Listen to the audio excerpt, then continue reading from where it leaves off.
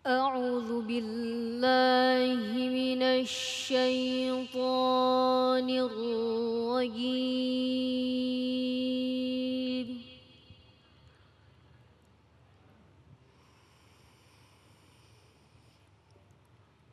بسم الله الرحمن الرحيم.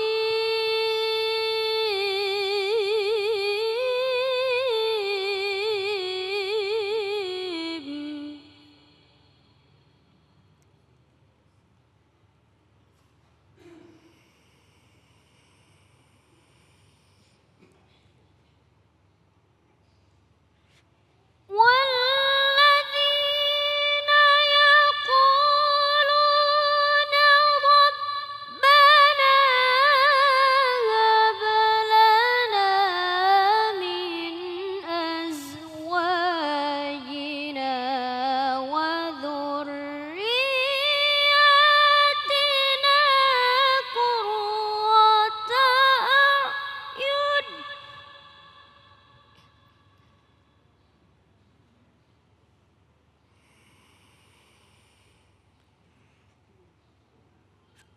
وذرياتنا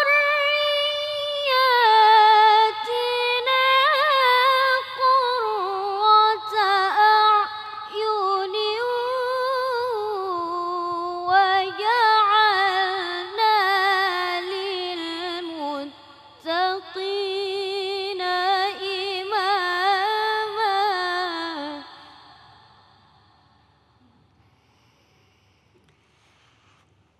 وذرياتنا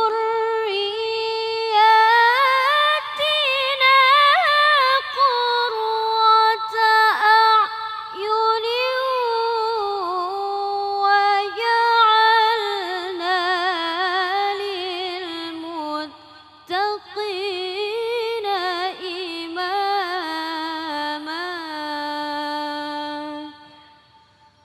صدق الله العظيم.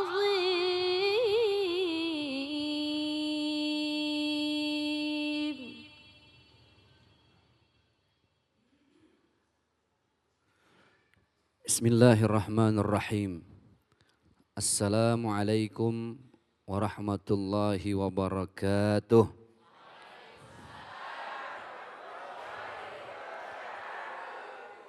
Alhamdulillahi wa kafa.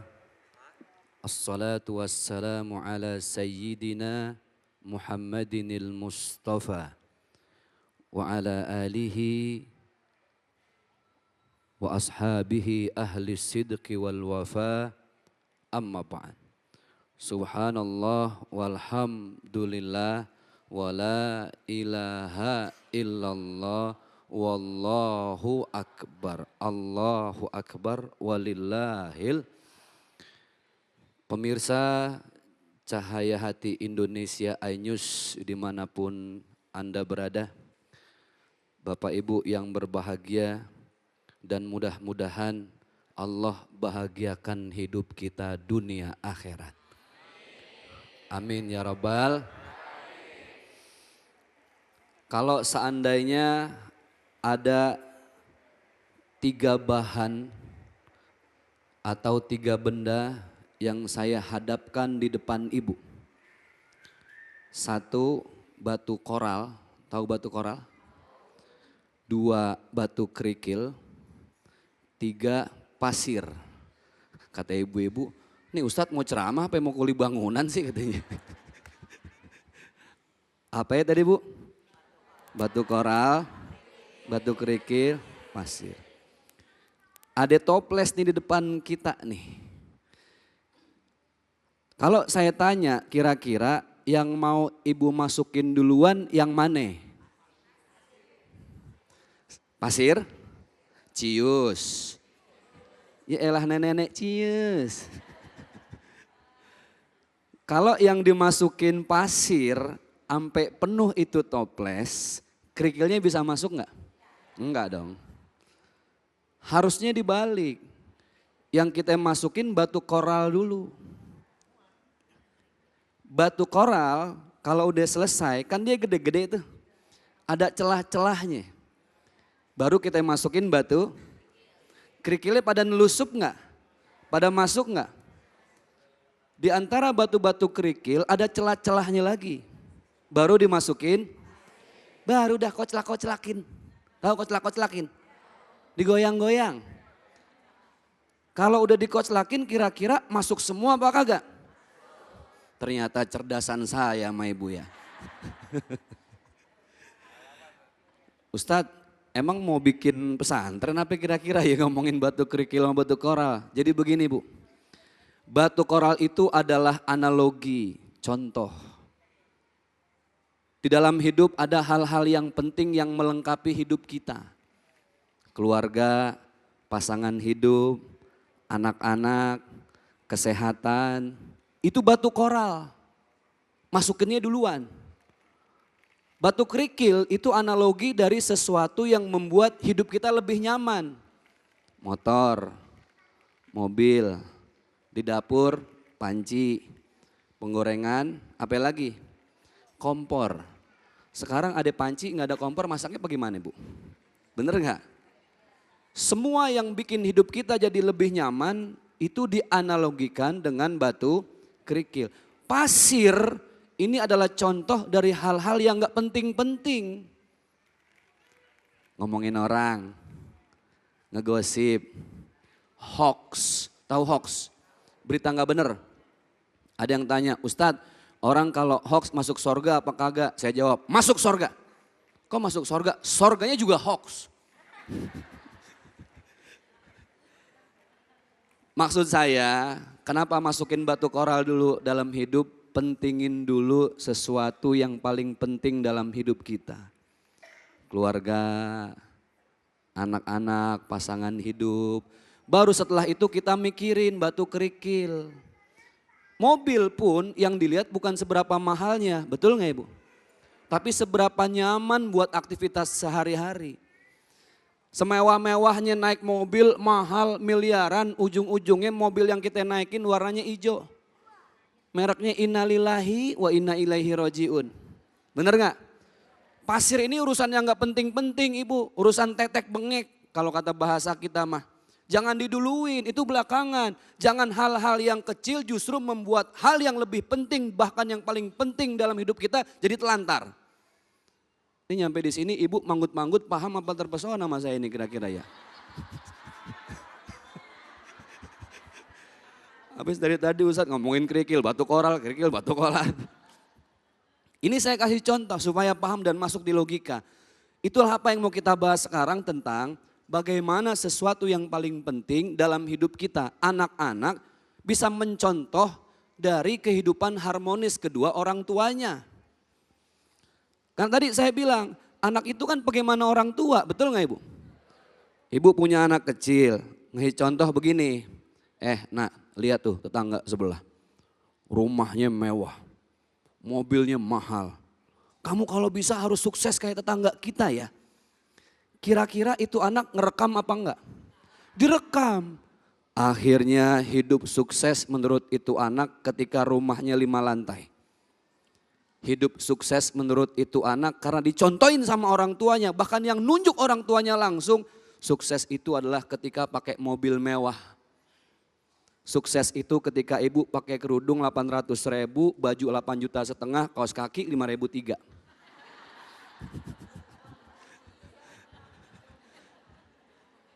Jadi ternyata anak itu dicetak oleh kita sendiri. Bagaimana kita ngasih contoh yang tepat. Yuk kita lihat kehidupan baginda Rasulullah SAW.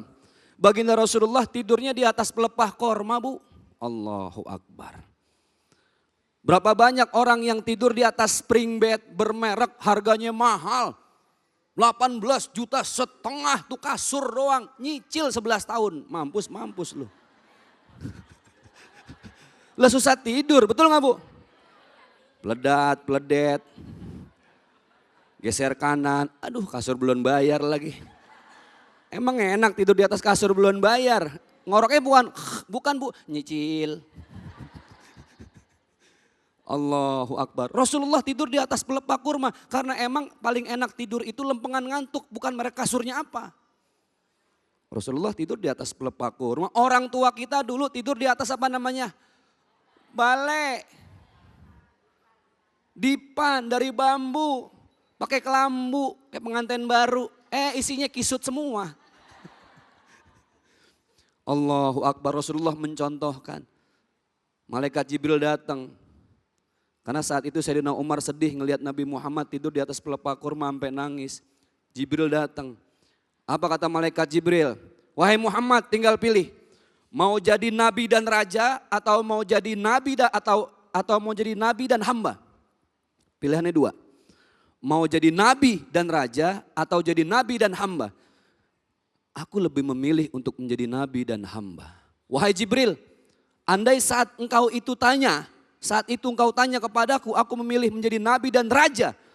Pasti Allah akan menjadikan gunung-gunung itu menjadi emas. Sungai menjadi lautan madu dan susu. Tapi aku lebih memilih menjadi nabi dan hamba. Itu nabi, apalagi kita orang tua, ibu ya Allah ya. Jadi ke anak itu kudu dicontohin. Nah makanya bagaimana menjadi contoh? Yang paling benar itu adalah ketika ada masalah kembalikan semua hanya kepada Allah dengan kalimat-kalimat yang baik. Jangan romantis lagi pengantin baru doang, betul nggak? Oh Allah baru nikah, pasangannya biar kata gemuk kulkas 2 pintu. Kan dipanggilnya manja, endet sini. Udah punya anak 2, gembrot sini loh. Kan tetap harus harmonis, betul nggak? Makanya Rasulullah lihat manggilnya apa? Ya Humairo, yang pipinya kemerah-merahan. Kan kalau dilihat sama anak kita enak ya. Ya Allah, emak gue dipanggil ya Humairo. Akhirnya dia akan memperlakukan sahabat-sahabatnya sebagaimana ayahnya memperlakukan istrinya. Dan itu dicontoh, bahkan direkam. Makanya jangan sembarangan. Nih terutama nih the power of emak-emak. Lah mohon maaf mama kalau lagi gedeg sama lakinya nunjuk bukan pakai telunjuk, udah pakai bibir. Lakinya pulang kerja capek nanyain mama lauk belah mana? Sono no. Lauknya udah nemu nanya mama sendok belah mana? No. Kalau emak-emak di sini mah kagak. Saya lagi ngomongin orang mama belah sono. Orang sini mah lebih parah.